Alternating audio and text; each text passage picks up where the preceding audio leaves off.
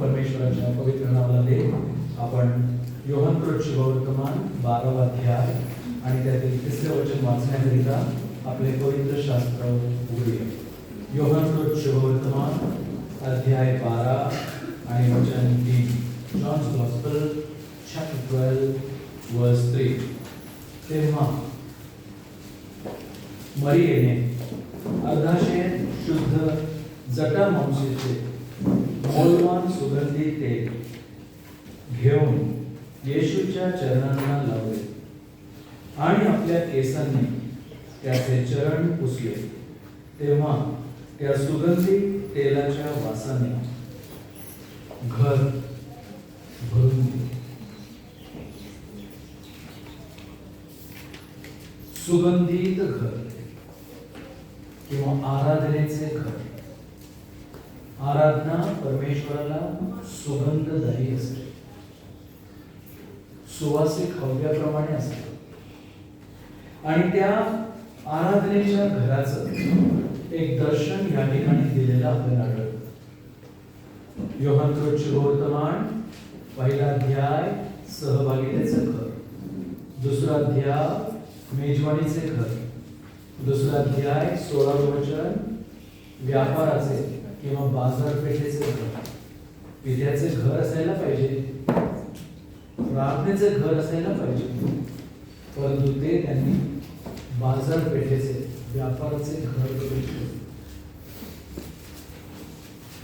11वा अध्याय शोकाचे घर, 12वा अध्याय आराधनेचे घर, 13 ते 17 सेवेचे घर, 19वा अध्याय दर्शनाचे घर. यापैकी आपण 3 घरांना स्पर्श करू शकलो. मेजवानीचे घर, शोकाचे घर आणि सहभागितेचे घर. या शेवटच्या सत्रामध्ये आपण या ठिकाणी आराधनेचे घर पाहतो. सर्वात मोठी इच्छा अपेक्षा परमेश्वराची आपल्या प्रत्येकाकडनं काय असेल तर जर आपली त्याच्याबरोबरची सहभागिता आहे तर आपण त्याचे उपासक असावे, उपासना करणारे असावे. तुम्ही पवित्र शास्त्रात बघितलं का? लोक 19 आणि 10 मध्ये आपण असं वाचतो, मनुष्याचा पुत्र हरवलेल्यांना शोधावयास व त्यांना तारावयास आला. पुत्र शोधत आहे. परंतु जर तुम्ही योहान शुभवर्तमान 4था अध्याय आणि 23वा वचन वाचलं तर तिथे असे म्हटलं आहे, खरे उपासक त्याची उपासना करतील असे पिता शोधत आहे, जे त्याची उपासना आत्म्याने व खरेपणाने करतील. 2 शोधणारे आहेत. There are 2 seekers. The son is seeking and the father is seeking. पुत्र शोधत आहे आणि पिता देखील शोधत आहे. पुत्र हरवलेल्यांना शोधून त्यांचं तारण करत आहे. आपल्यापैकी जर कोणी असं असेल अजूनही पापात आणि पापाच्या वासनांमध्ये हरवलेले, तर पुत्र आज शोधत आहे, तो तुम्हाला बोलवत आहे. त्याची शोधण्याची प्रक्रिया अधिक काळ राहणार नाही. म्हणून जेव्हा पुत्र शोधत आहे तेव्हाच तुम्ही आपले पाप पदरी घेऊन त्याच्याकडे येऊन पश्चाताप करून त्याला आपल्या जीवनाचा प्रभू केलं तर बरे, नाहीतर भयंकर धोका. पुत्र शोधत आहे, शोधणं जास्त वेळ राहणार नाही. आज तो तुमच्या दाराशी उभा राहून दार ठोकीत आहे. पहा, मी दाराशी उभा आहे आणि दार ठोकीत आहे.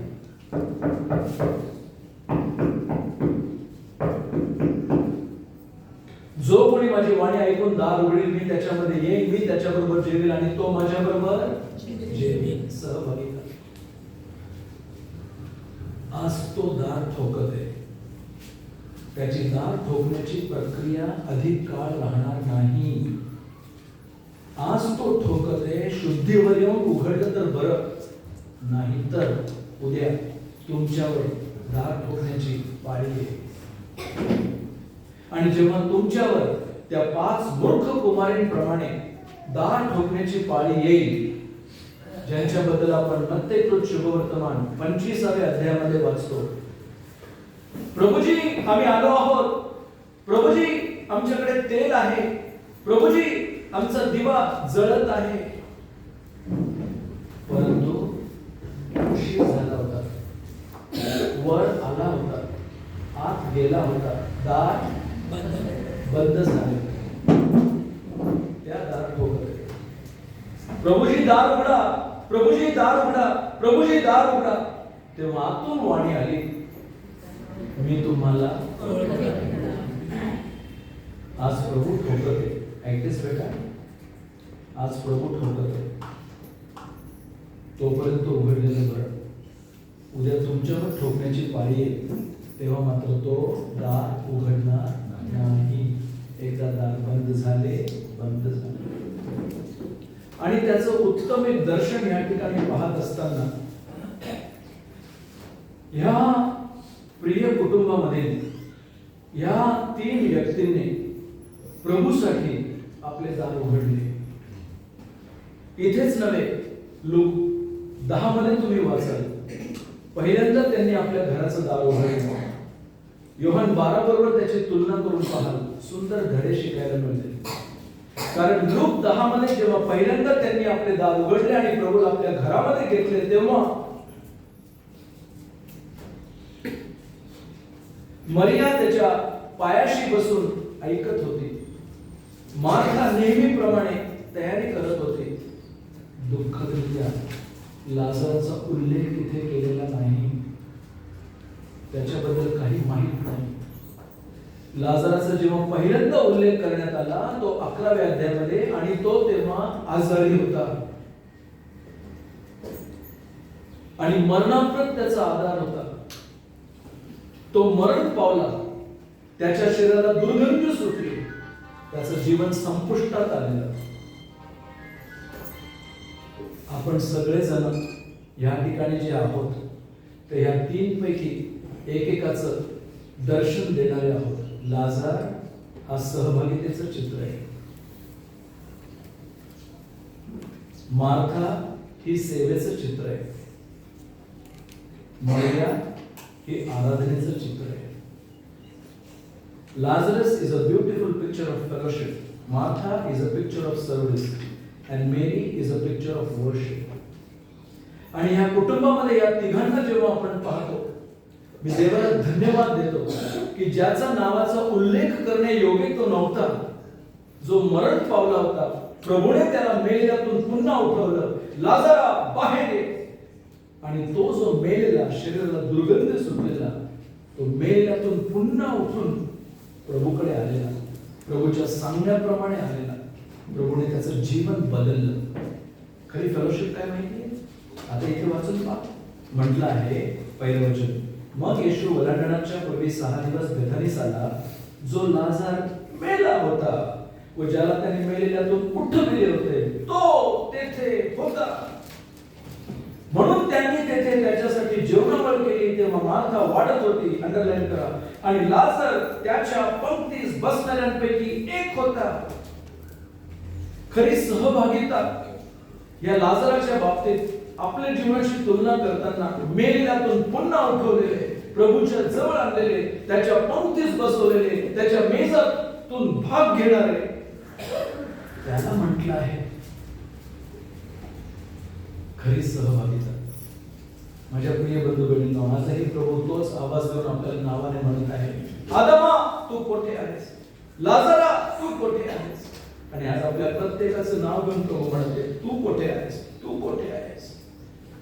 आज तो प्रभूच्या नावाने बोलून आपल्याला नवीन जीवन देऊन त्याच्या सानिध्यात बसून त्या कुटुंबाचं चित्र आपल्या समोर मांडत असताना अनेक विचार माझ्या मनातून जात आहेत. फार सुंदर आणि सखोल हा अभ्यास आहे. किती गोष्टी या वेळेमध्ये आपल्या समोर मांडू शकेल. माझ्या मनात मी प्रार्थना करत आहे आणि तळमळ आहे की हे विचार आपल्यासमोर पक्के जावेत. एकदा का हा विषय तुम्ही पकडला, तुम्हाला इतका आनंद येईल मी काय सांगू. कारण तो आनंद मी लुटत आहे ख्रिस्ती जीवनामध्ये प्रभूसाठी जगण्याकरिता सहकुटुंब. लाजर जेव्हा सहभागितेचं चित्र आहे, माहितीये काय,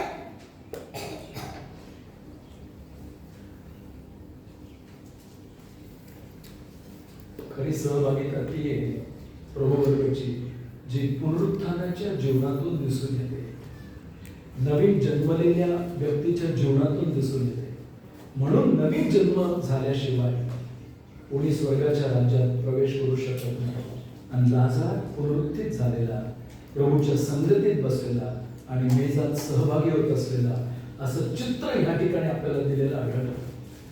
परंतु मार्थेकडे पाहता ते सेवेचं चित्र आहे. तेव्हा पाहिलं तरी सेवा, इथे पाहिलं तरी सेवा, परंतु आता फरक आहे. तेव्हा जेव्हा ती सेवा करत होती तेव्हा तिने आपल्या बहिणीच्या बाबतीत प्रभूला काय म्हटले, प्रभूजी हे काय, सगळं काम सगळी दगदग माझ्यावर पडली आहे आणि शांत तुमच्या पायाशी बसून ऐकत आहे. सगळं काम मीच करायचं का, सगळं वाटा मीच उचलायचं का, सगळं परिश्रम मीच करायचं का. ती तेव्हाही सेवा करत होती, परंतु ती सेवा करताना तेव्हा ती कुरकुर करत होती, गाराने सांगत होती, बोट दाखवत होती. आज अनेक जण सहभागितेमध्ये असतील परंतु लाजाराप्रमाणे नसतील. आज अनेक जण सेवा करत असतील परंतु त्यामध्ये जर कुरकुर असेल, गाराणे असेल, निमित्त असेल, एकमेकांबद्दलचा दोष असेल, तर प्रभूने जसं मार्थेला सांगितलं तसं प्रभू आज आपल्याला सांगू इच्छितो, ती जे करत आहे ते तिला करू दे, कारण तिने जो वाटा निवडला आहे तो उत्तम किंवा चांगला वाटा तिने निवडलेला आहे. माझ्या प्रिय बंधू भगिनींनो, ती मार्था थोड्या दिवसांनी ती महत्वाची बाब समजली. आता ती सेवा करते परंतु आता तिच्या सेवेमध्ये गाराणं नाही, कुरकुर नाही. मरिये तू कर, तू काय करत आहेस. आताही मरियेबद्दल तुम्ही 3 वेळा वाचाल आणि 3 वेळा वाचताना लोक 10 मध्ये, योहान 11 मध्ये आणि योहान 12 मध्ये 3 वेळा मरियेचा उल्लेख केलेला आहे. आणि प्रत्येक वेळी जेव्हा मरियेचा उल्लेख केला आहे तेव्हा मरियेला आपण नेहमी प्रभूच्या पायाजवळ पाहतो. आणि प्रभूच्या पायाजवळ लोक 10 मध्ये असताना ती वचन लक्षपूर्वक ऐकणारी होती.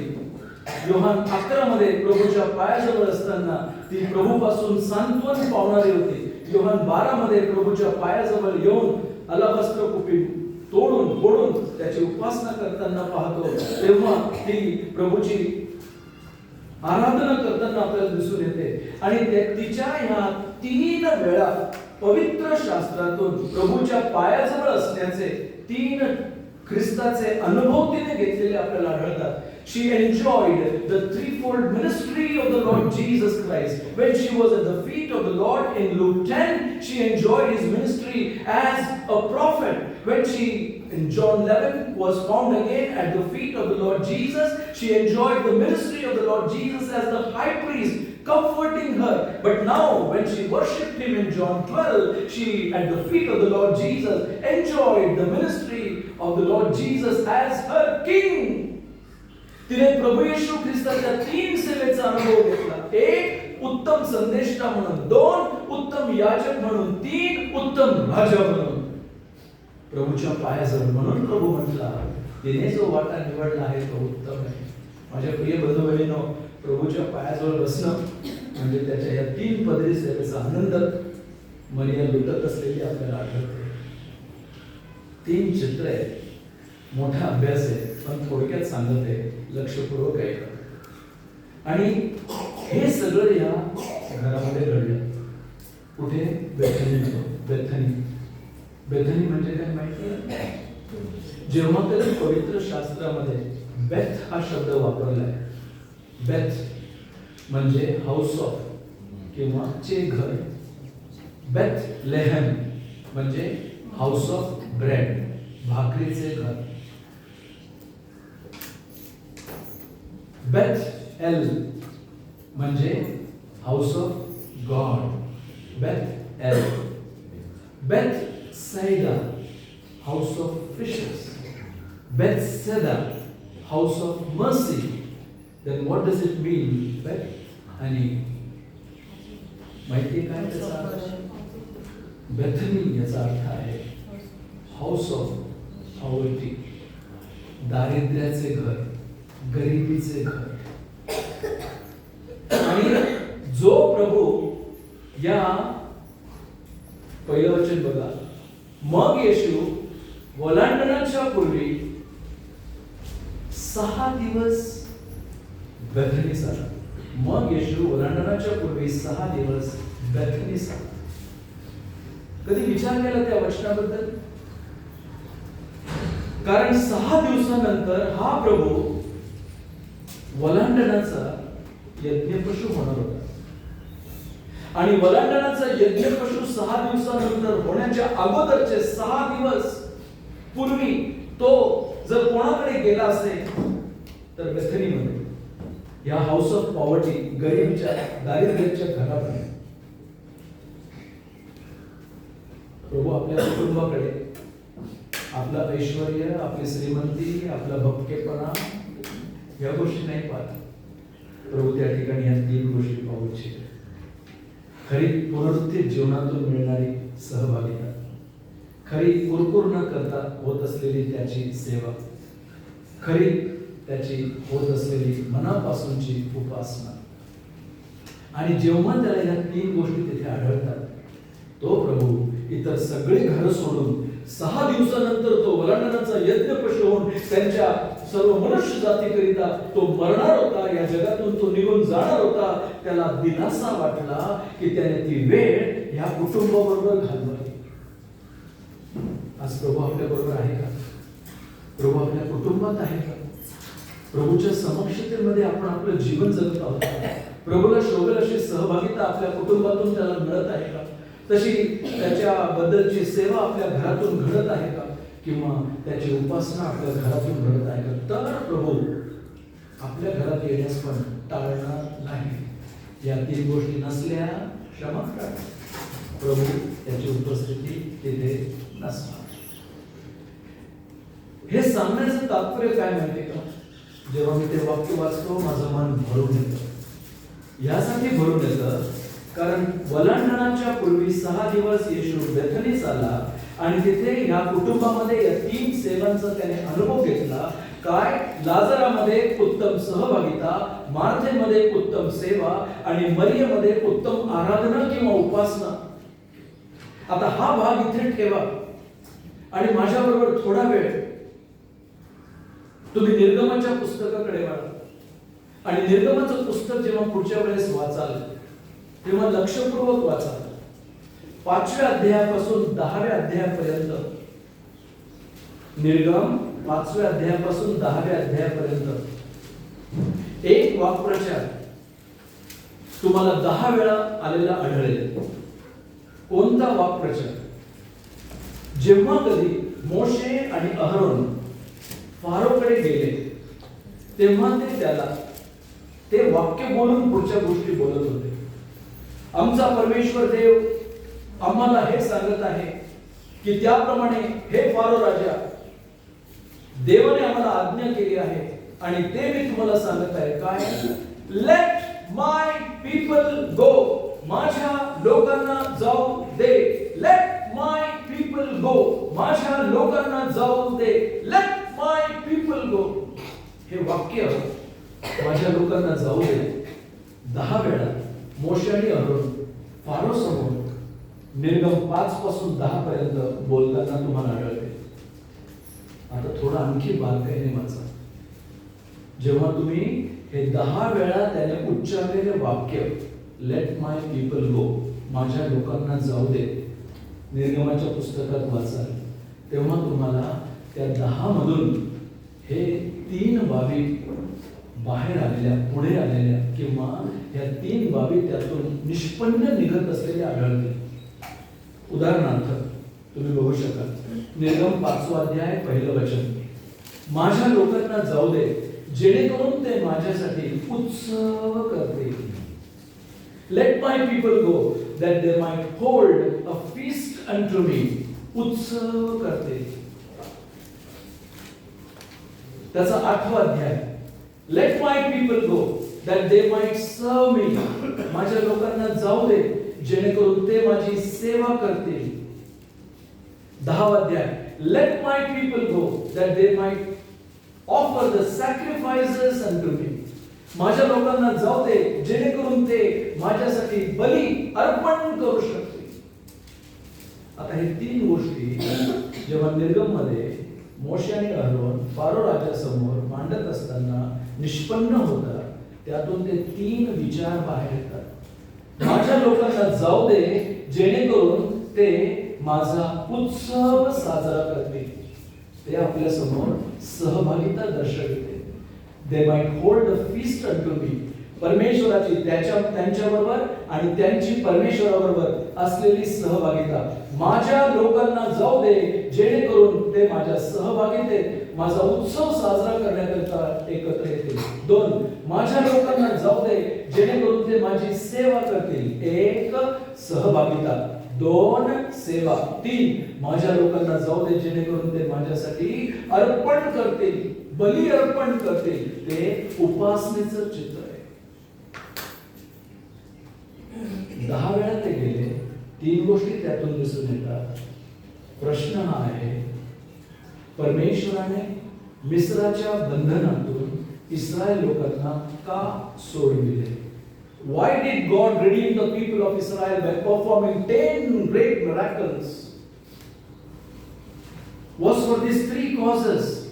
या 3 गोष्टींकरिता प्रियांनो, की त्यांनी त्याच्या संगती सहभागितेमध्ये असावे, की त्यांनी त्याची खरोखर मनोभावे सेवा करावी, की त्यांनी त्याची उपासना करावी. या 3 उद्देशाने परमेश्वराने मिस्राच्या बंधनातून इस्रायल लोकांना सोडविले होते. दुःखदरित्या इस्रायलच्या सर्व इतिहासातून निर्गमापासून मलाकीच्या पुस्तकापर्यंत वाचत या, तुम्हाला आढळून येईल या 3 पैकी एकाही गोष्टीमध्ये इस्रायल खरे उतरले नाही, प्रामाणिक राहिले ना ते प्रभूच्या सहभागितेत राहिले. They went warring after idols, another gods and goddesses. ते इतर देवतांच्या मागे गेले. 2, त्यांनी त्याची मनोभावे कधी सेवा केली नाही. 3, त्यांनी त्याची कधी खरी उपासना केली नाही. इतकं की तुम्ही मलाकीचं पुस्तक वाचाल, 3ऱ्या अध्यायामध्ये असं म्हटलं आहे की जे काही आम्ही करत आहोत हे सगळं व्यर्थ आहे. व्यर्थ आम्ही शोकवस्त्र धारण केले आहे, व्यर्थ आम्ही प्रभूच्या मागे त्याचं नाव घेऊन आम्ही चाललो आहोत. हे सगळं व्यर्थ आहे, हे सगळं व्यर्थ आहे, हे सगळं व्यर्थ आहे. म्हणून मलाकीच्या पुस्तकामध्ये 8 प्रश्न मलाकी लिहितो. मी जर देव आहे तर माझा सन्मान कुठे? मी जर बाप आहे तर माझा आदर कुठे? मी जर हे आहे तर हे कुठे? हे कुठे? हे कुठे? 8 प्रश्न केले. माझ्या प्रिय बंधू बहिणींनो, आज त्याच गतीमध्ये, त्याच दिवसांमध्ये मंडळ्या ख्रिस्ती विश्वासणारे म्हटलेले जगत आहेत. आज प्रश्न आपण हा आपल्या स्वतःला करायचा आहे, प्रभूने या मिस्रातून, या जगातून, या पापातून आपल्याला का तारण दिले? का मुक्त केले? का सोडविले? का आपल्याला सुटका दिली? माहिती का? हे 3 उद्देश आपल्या जीवनातून पूर्ण व्हावे म्हणून. परंतु दुःखदरित्या अनेकांच्या जीवनातून प्रभू संतुष्ट नाही. तुम्ही स्तोत्रामध्ये वाचाल, परमेश्वराने त्यांच्याकरिता इतकी अद्भुत कृत्ये करून त्यांना मिस्रातून सोडविले, परंतु त्यांच्यापैकी अनेकांच्या बाबतीत तो संतुष्ट नव्हता. पहिले करीत 10 अध्याय तुम्ही वाचून पहा, त्यांच्यापैकी पुष्कळांबद्दल परमेश्वर संतुष्ट नव्हता. म्हणून पौल ते उदाहरण घेऊन विश्वासणाऱ्यांना करिंथीतील सांगतो, तुमचं जीवन तसं असू नये, तुम्ही त्यांच्याप्रमाणे अनुकरण करू नये, म्हणून तो आवर्जून त्यांना सांगतो. आता लक्ष पुरव काय का, मिस्राच्या बंधनातून इस्रायलला सोडवण्यामागे परमेश्वराचे 3 हेतू उद्देश होते की त्यांनी त्याच्याबरोबर जिवंत सहभागितेत राहावे, की त्यांनी त्याची मनोभावे सेवा करावी, की त्यांनी त्याची खरी उपासना आराधना करावी. परंतु इस्रायल त्यामध्ये पडला. कधी त्यांनी ते पूर्ण त्यांच्या जीवनातून केलं नाहीये. तो परमेश्वर आता देव असून मनुष्य होऊन या जगामध्ये आला. 33.5 वर्ष तो या जगात जगला आणि आता त्यांच्या पापांच्या क्षमेकरिता तो कालवरच्या वधस्तंभावर तोच वलांडणाचा यज्ञ पशु ज्याच्याद्वारे तिकडे चित्र म्हणून त्यांना मुक्त करण्यात आलं होतं, आता तो स्वतः वलांडणाचा यज्ञ पशु पहिले करीत 5 अध्याय 7व्या वचनाप्रमाणे मरणार होता, अर्पण केला जाणार होता. तुमच्या आमच्या वलांडणाचा यज्ञ पशु प्रभू येशू ख्रिस्त हा अर्पिला गेला आहे. पौल लिहून सांगतो. प्रियांनो, हे करण्याच्या वेळी तो प्रभू देव असून मनुष्य होऊन जर कोणत्या घरामध्ये गेला असेल तर बेथनीमध्ये, जर जो अनुभव त्याला मिस्रातील बंधनातून सोडलेल्या इस्रायल लोकांच्या सर्व चरित्रातून इतिहासातून कधी मिळाला नाही, इथे बघा तो बेथनीस आला आणि या घरामध्ये त्याला ह्या 3ही गोष्टी पाहायला मिळाल्या. तो प्रभू किती तृप्त झाला असावा, कधी कल्पना केली. एक खरी सहभागिता, जिवंत सहभागिता लाजरामध्ये, एक खरी सेवा, कुरकुर न करता केलेली सेवा मार्थेमध्ये, एक खरी उपासना, अलाबास्त्र खोकी फोडून प्रभूच्या चरणावर ओतलेली मरियेच्या जीवनातून दिसून आली.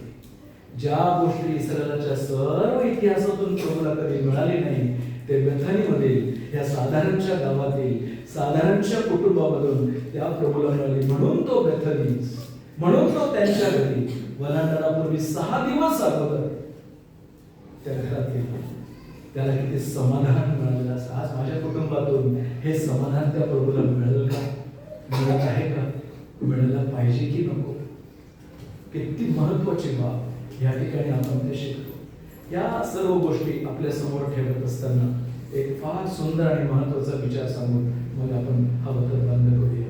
हे कितीही बोलत गेलं कमी आहे. हे कधी संपणार न संपणार असं हे अभ्यास आहे. तो सुंदर आहे. आणखी काय सांगू, परंतु काही महत्वाच्या बाबी आपल्याला सांगू इच्छितो. बघाल का? ऐका. कारण आपण इथे वाचलं आराधनेचं घर, म्हणून मरियेकडे आपण बघूया 3रं वचन. आणि त्या आराधनेच्या बाबतीत त्या अलाबास्त्र कुपीतील या जटामांसीच्या मौल्यवान तेलाबद्दल सांगितलेलं आढळतं. त्या तेलाचे 5 वैशिष्ट्य या 3ऱ्या वचनात सांगितलेले आहे. Number 1, that it was precious, की ते मौल्यवान होते.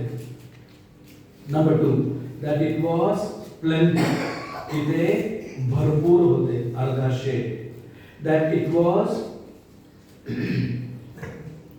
pure, शुद्ध जटामांसीचे मौल्यवान सुगंधित. एक ते प्रेशियस, 2 ते प्लेंटी, 3 ते प्युअर, 4 ते परफ्युम्ड किंवा सुगंधित तेल म्हणलेलं आहे, परफ्यूम. आणि 5 ते घेऊन येशूच्या चरणांना लावले किंवा इट वॉज पोर्ड, ओतले गेले. 5 गोष्टी या तेलाच्या बाबतीत इथं सांगितलेल्या आढळतात. 1 ते मौल्यवान होते, 2 ते पुष्कळ किंवा अधिक होते, 3 ते शुद्ध होते, 4 ते सुगंधी होते, 5 ते ओतले होते. माझ्या प्रिय बंधू बहिणींनो, या मरियेने खरं पाहता ते तेल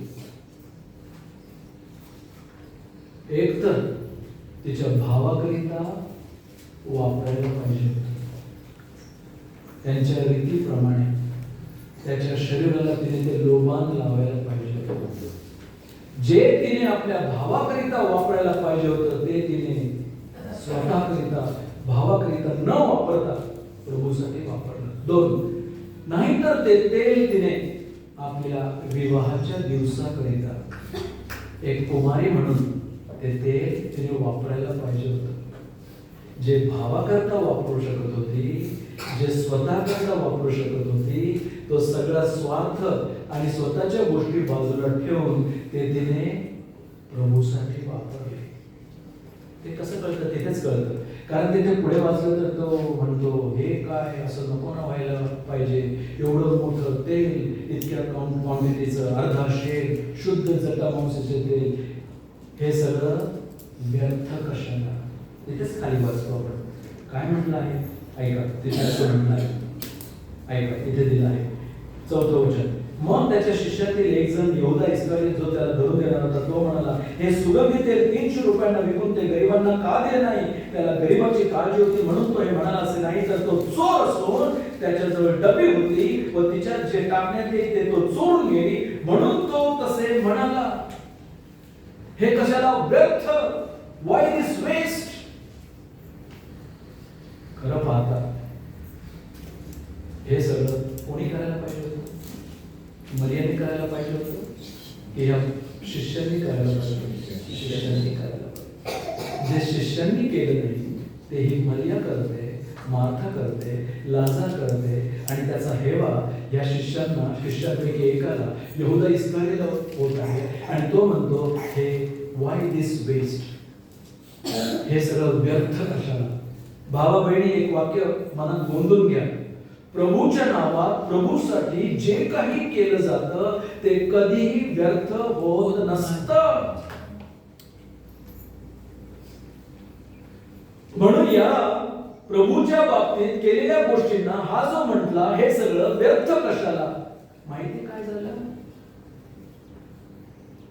त्याचं नाव काय ठेवण्यात आलं माहिती? व्यर्थाचा पुत्र किंवा नाशाचा पुत्र. आणि म्हणून त्याचा नाश झालेला. प्रभूच्या सगळ्या चांगल्या गोष्टीला तो पारखा पडलेला. He who said why this waste was called the son of perdition. त्याला नाशाचा पुत्र म्हणण्यात आलं. हा नाश कशाला? हे व्यर्थ कशाला? तो नाशाचा पुत्र झाला. अनंत काळाच्या नाशाकरिता तो गेला. या स्त्रीकडे पहा.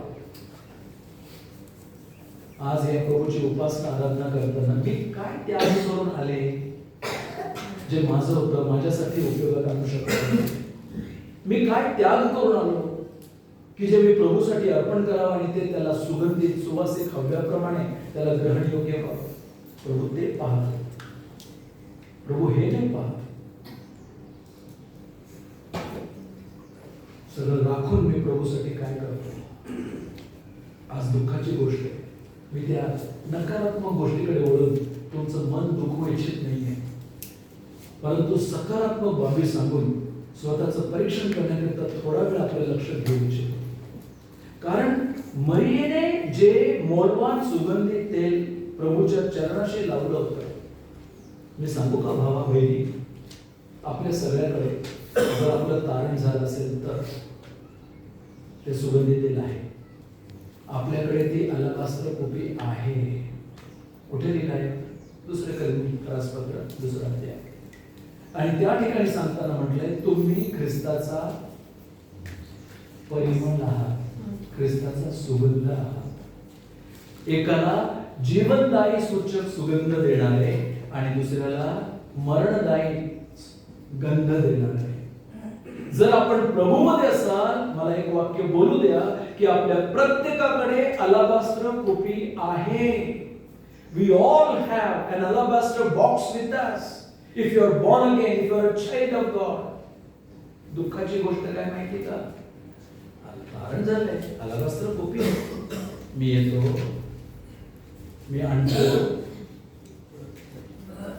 आणि जशी आणली तशीच परत घरी घेऊन जातो. आज गरज काय माहिती का? ती आणलेली कुपी फोडण्याची गरज आहे.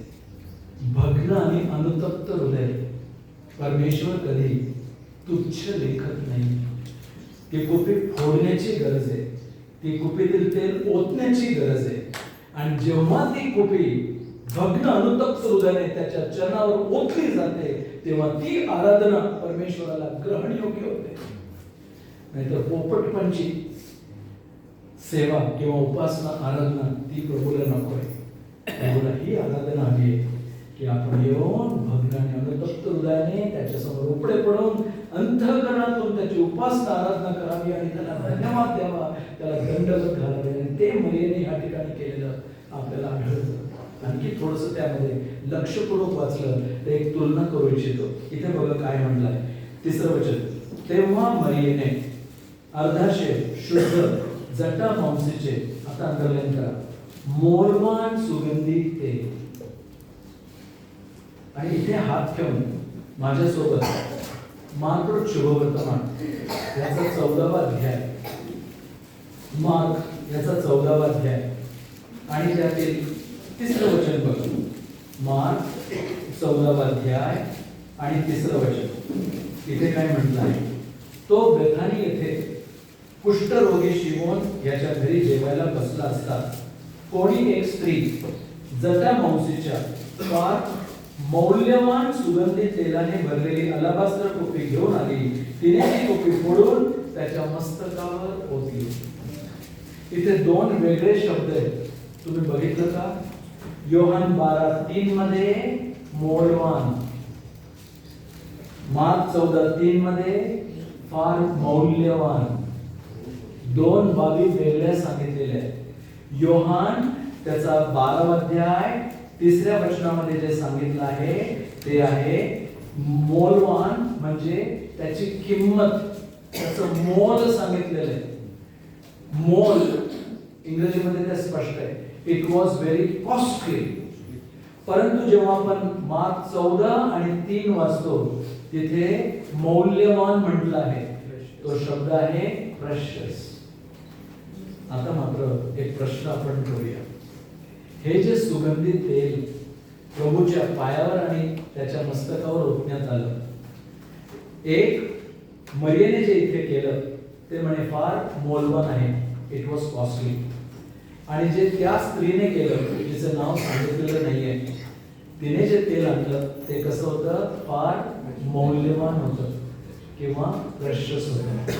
आता प्रश्न हा आहे, प्रभूची उपासना करण्यामध्ये आणलेलं हे तेल जे त्याच्या पायावर किंवा मस्तकावर ओतण्यात आलं, त्याचा एक वेगळा अभ्यास आहे. त्यातून प्रभूच्या 3 सेवा त्याकरिता त्यांनी अनॉइंटिंग किंवा अभिषेक केलेलं त्याचं चित्र आपल्याला दर्शवून येतं की तो एक उत्तम संदेष्टा आहे, तो एक उत्तम महायाजक आहे, की तो एक उत्तम राजा आहे. त्या अभिषेकाच्या या 3 वेळा त्याला केलेल्या तेलाच्या अभंगाबद्दल आपण वाचतो. असो, तो भाग बाजूला ठेवूया. एक प्रश्न आपण स्वतःला आज हा करायचा आहे आणि तो हा की हे आणलेलं जटामांसीचं तेल हे मौल्यवान होतं की मौल्यवान होतं? Was it very costly or was it very precious? Was it precious or was it costly? हे मौल्यवान होतं की मौल्यवान होतं? हे मौल्यवान होतं की मौल्यवान होतं? Was it costly or was it precious? Was it precious or was it costly? Beautiful truth we learn there. माहिती काय? हे दोन्ही होतं. हे मौल्यवान होतं आणि हे मौल्यवान होतं. माझ्या प्रिय बंधू बहिणींनो, जर आपली उपासना प्रभूला मौल्यवान व्हायची असेल तर आपल्याला त्या उपासनेकरिता मोल द्यायला शिकायला पाहिजे.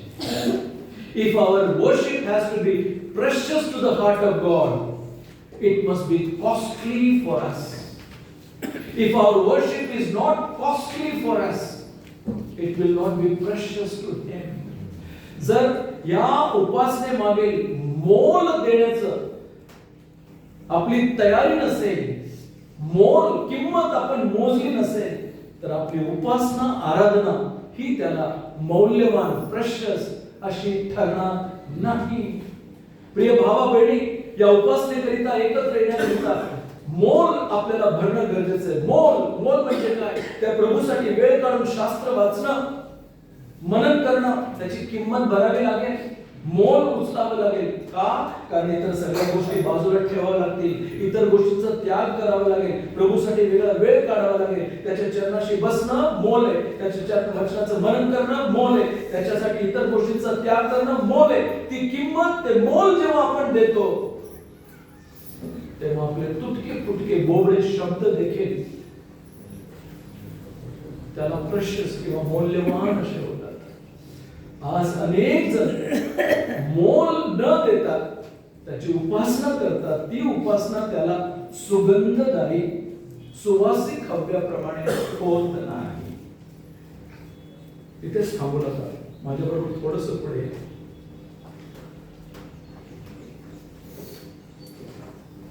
Was it very costly or was it very precious? ते मौल्यवान होतं, याची किंमत त्या व्यक्तीला विचारलं,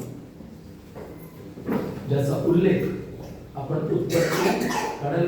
उत्पत्ती याचा 22वा अध्याय आणि त्यातील 5व्या वचनामध्ये, जेनेसिस चॅप्टर 22 and verse 5.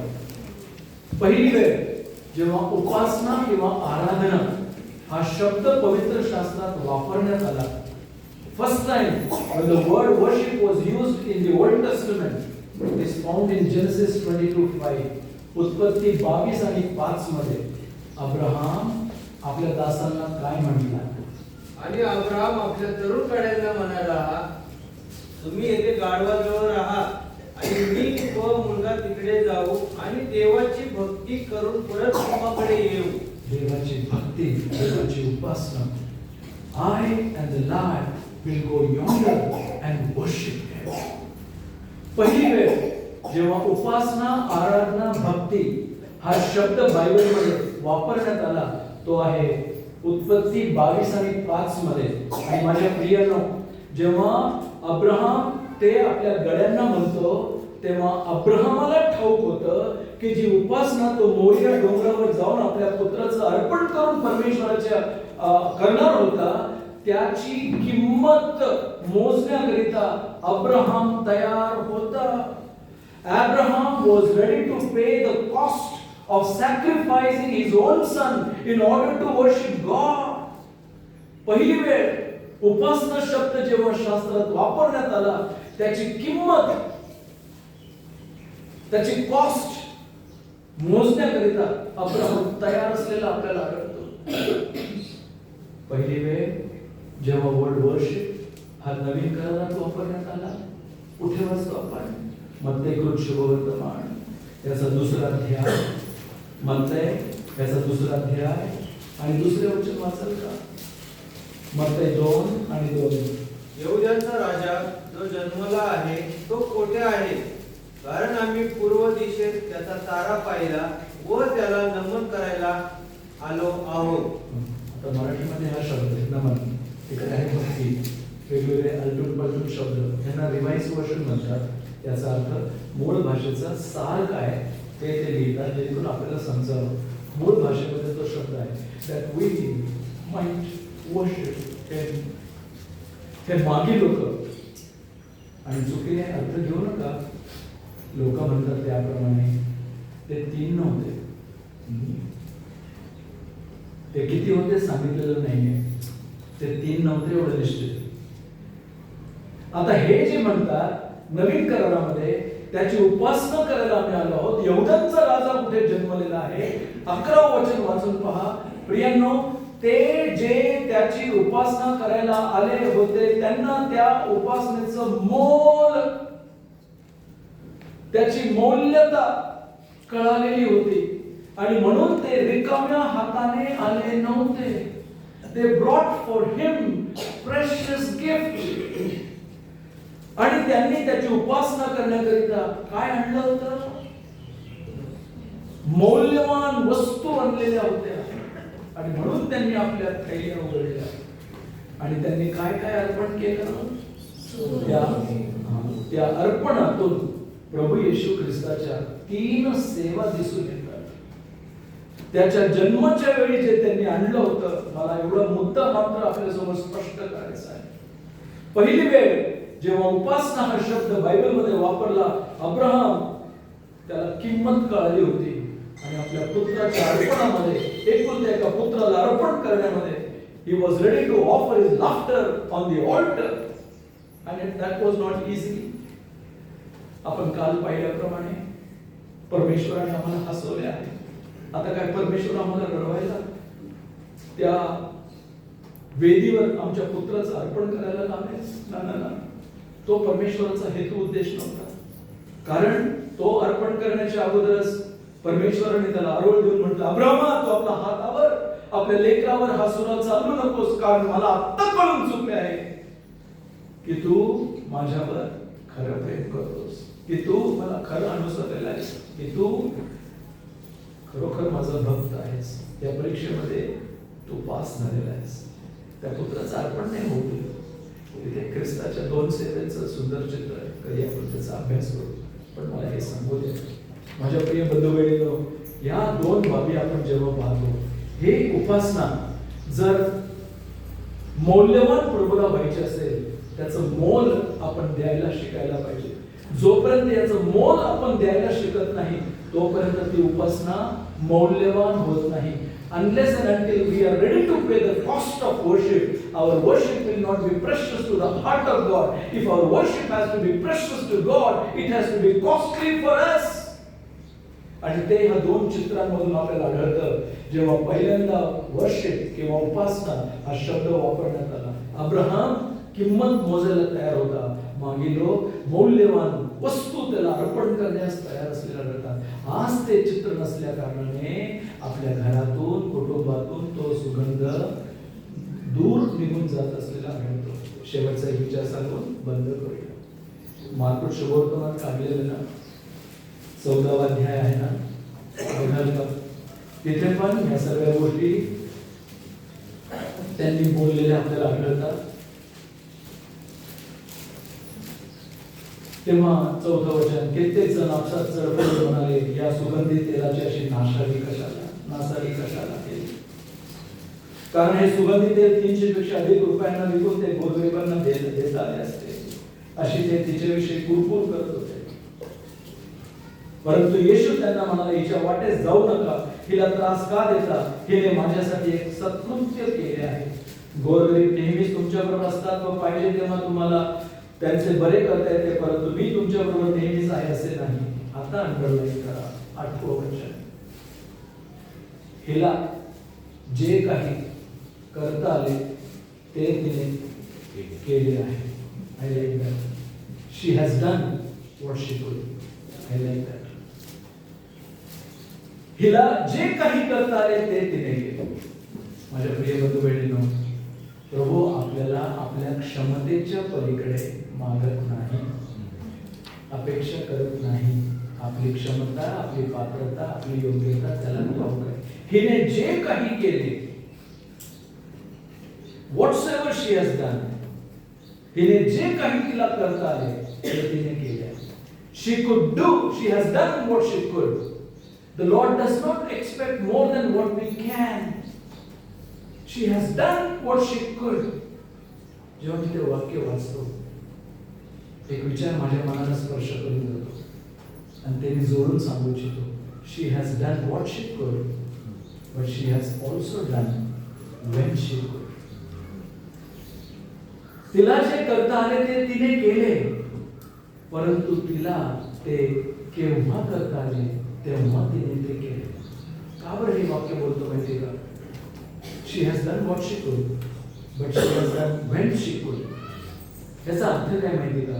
कारण तिचं अनुकरण करून काही स्त्रियांनी एक धडा शिकला आणि त्यांनी प्रभू येशू ख्रिस्ताच्या मृत्यूनंतर जेव्हा त्याला कबरीत ठेवण्यात आलं, आपल्या डोळ्यांनी त्यांनी पाहिलं. या स्त्रीपासून ते एक धडा शिकले. हिला जे काही करता आले तिने ते केले. म्हणून ह्या स्त्रियांनी प्रभू येशू ख्रिस्ताच्या देहाला तेलाभ्यंग यहुदी रीतीप्रमाणे करण्याकरिता रात्रभर परिश्रम केले. आणि आपण शास्त्रात वाचतो, अगदी पहाटे त्या उठल्या आणि त्याच्या शरीराला लोबान लावण्याकरिता त्या निघाल्या. अगदी पहाटे, अजून अंधारच होता. आणि जात असताना त्या एकमेकांना म्हणाल्या, आपल्यासाठी त्या कबरेची धोंड कोण लोटेल? कारण ती जड होती, ती शिक्कामोर्तब होती. त्या कबरेच्या बाबतीत पण 7 गोष्टी. त्या केवळ एवढं बोलत असताना तोपर्यंत त्या कबरेजवळ पोहोचल्या आणि त्यांच्या समोर विस्मित होण्यासारखं घडलेलं त्यांनी पाहिलं. कारण कबरेची धोंड लोटलेली होती. कोणी कबरेची धोंड लोटली? देवदूताने लोटली. का बरं ती धोंड त्याने काढली होती? जेणेकरून प्रभू येशू ख्रिस्ताने कबरेतून बाहेर यावं. प्रभू येशू ख्रिस्ताला बाहेर येण्याकरिता कबरेची धोंड लोटली नव्हती. तो तर उठला होता, तो तर बाहेर आला होता, तो पुनरुत्थित झाला होता. मग धोंड का लोटली होती? त्याला बाहेर येण्याकरिता नव्हे, यांना आत जाण्याकरिता, यांना आत पाहण्याकरिता. जेव्हा त्यांनी पाहिलं की दोन लोकलेली त्या जवळ गेल्या, ते चित्र डोळ्यासमोर आलं. ते तेल रात्रभर तयार केलेलं आणि आता ते त्याच्या शरीराला लावण्याकरिता तिकडे गेल्या. दोन लोटलेली म्हणून त्या आत जाऊ शकल्या. आणि काय घडलं, जेव्हा त्यांनी आतमध्ये डोकावून पाहिलं तेव्हा त्यांना दिसून आलं की तो तेथे तो उठला आहे. दूताने पण म्हटलं, जिवंतांचा शोध मेलेल्यांमध्ये का करा, तो उठला आहे. त्यांनी पाहिलं की त्याचे वस्त्र त्या ठिकाणी घडी करून ठेवलेले आहे, त्याचा रुमाल त्याच्या मस्तकाशी. आता मी हा विचार करतो, या स्त्रियांनी या स्त्रीचा धडा घेऊन हे तेल त्याच्या शरीराला लावण्याकरिता त्या घेऊन तर गेल्या, परंतु तो तिथे नसल्या कारणाने हे तेल त्यांनी काय केलं असावं, या तेलाला त्यांनी काय केलं असावं. कधी विचार केला? जसं त्यांनी नेलं होतं तसं त्यांनी ते परत नेलं होतं. म्हणून मी म्हटलं, The Lord said, she has done what she could. तिने जे करता येईल ते तिने केलं आहे, परंतु तिने ते केव्हा करता येईल तेव्हा ते तिने केलं, योग्य समय ते केलं. यांना उशीर झाला होता, दिरंगाई केली होती, तो उठलेला होता, म्हणून जे करू इच्छित होते ते करू शकले नव्हते. धडा काय माहिती का भावा? आता तुम्ही प्रभूसाठी काय करू शकता ते आत्ता केलेलं बरं. ते उद्यावर टाकू नका, पोस्टपोन करू नका. Procrastination is equal sin before God. उद्यावर ढकलू नको नको नको. तिने जे काही तिला जे करता आले तिने केले, परंतु तिला ते केव्हा करता आले तिने केले, योग्य समय तिने त्या सगळ्या गोष्टी केल्या आणि प्रभूची उपासना आराधना त्या ठिकाणी झालेली आढळते. माझ्या प्रिय भावा बहिणी, आज प्रभूकरिता जगण्याचं, आज प्रभूकरिता निर्णय करण्याचं, आज प्रभूसाठी साक्ष देण्याचं, आज प्रभूसाठी या वाचलेल्या 4 घरांप्रमाणे आपलं घर करण्याकरिता प्रभू तुमचं आणि माझं खरोखर सहाय्य करू. या उरलेल्या आयुष्याच्या दिवसात आपल्याला ठाऊक नाही कधी आपल्याला प्रभूचं बोलावणं होईल किंवा प्रभूचं येणं होईल, म्हणजे कधी आपलं निर्गमन होईल आणि कधी प्रभूचं आगमन होईल. त्याचं आगमन मी तर म्हणतो, आमेन, ये प्रभू येशू, तू लवकर ये, मारानाथा, even so come Lord Jesus. हे बोलतच आहे आणि तो आला. आपण सगळे वर घेतले जाऊ. काय तो सुंदर क्षण असेल, परंतु तो येणार, तो निश्चित येणार. त्याचं अभिवचन कधी टळणार नाही. ज्याने म्हटलं आहे मी येतो, तो निश्चित येणार आहे. त्याच्या आगमनाप्रित्यर्थ जीवन जगणारा विश्वासणारा हवाय, कुटुंब हवंय. त्याच्या आगमनाची प्रतीक्षा करत जगणारा बहीण, भाऊ, लेकर, प्रपंच, संसार, कुटुंब हवे. त्याच्या आगमनाकडे वाट पाहत. त्याचं येणं आणखी जर थांबलं असेल तर त्याच्या आपल्या निर्गमनापर्यंत या प्रभूला विश्वास राहणार का? त्याला समर्पित असं जीवन जगणार का? तेव्हा ते घर सुगंधी तेलाच्या वासाने भरून गेलेले आपल्याला आढळते. माझ्या प्रिय भावांनो बहिणींनो, कारण जेव्हा ते तिने केलं, माहिती काय झालं? तिने आपल्या केसांनी तेल तर पायावर ओतलं आणि आपल्या केसांनी त्याचे पाय पुसले. त्याचा अर्थ काय माहिती? त्याचा अर्थ असा, ते पुसलं तर खरं, त्यानंतर 6 दिवसांनी तो ओलांडण्याचा यज्ञ पशु म्हणून वधस्तंभावर मरण पावला. परंतु जिथे कुठे ही मर्या गेली, तिने तो तेलाचा सुगंध त्या ठिकाणी दरवळत नेलेला, सुगंधित केलेला आपल्याला आढळून येते. माझ्या भावा, माझ्या बहिणी, अशी कोणती गोष्ट जी प्रभूच्या चरणाशी तुम्ही लावली आहे, जी तुमच्या माझ्या या जगण्यातून, वागण्यातून, भेटण्यातून, बोलण्यातून, उठण्यातून आणि आपल्या वावरण्यातून, व्यवहारातून, प्रभूसाठी जगण्यातून खरोखर तो सुगंध सगळीकडे दरवळत आहे का? आज याची किती गरज आहे ना. आज कोणता गंध आपल्यामधून निघतो? सुगंध की दुर्गंध? 2 पैकी एक निश्चित. सुगंध असण्याकरिता या आराधनेच्या घरातून हा धडा आपण शिकूया. इथे आणखी एक सुंदर बाबी आहे, प्रभूच्या इच्छेत कधी पूर्ण घेऊया. सगळंच सांगितलं तर ते किती राहील हे ठाऊक नाही, तरी पण मी प्रार्थना करतो हे देवा, या दिवसांमध्ये योहान शुभवर्तमानामधील या 7 घरांपैकी आपल्याला 4 घरांकडे पाहण्यास कोणी सांगितले. कृपा करून विसरू नका. योहान 2 मेजवानीचे घर, योहान 11 शोकाचे घर, योहान 1 सहभागितेचे घर आणि योहान 12 आराधनाचे घर. असं तुमचं आणि माझं घर असण्याकरिता प्रभू आपल्या सर्वांचं सहाय्य करो. प्रभू आपल्या सर्वांना विपुल आशीर्वाद देवो. Amen. Amen. God bless you.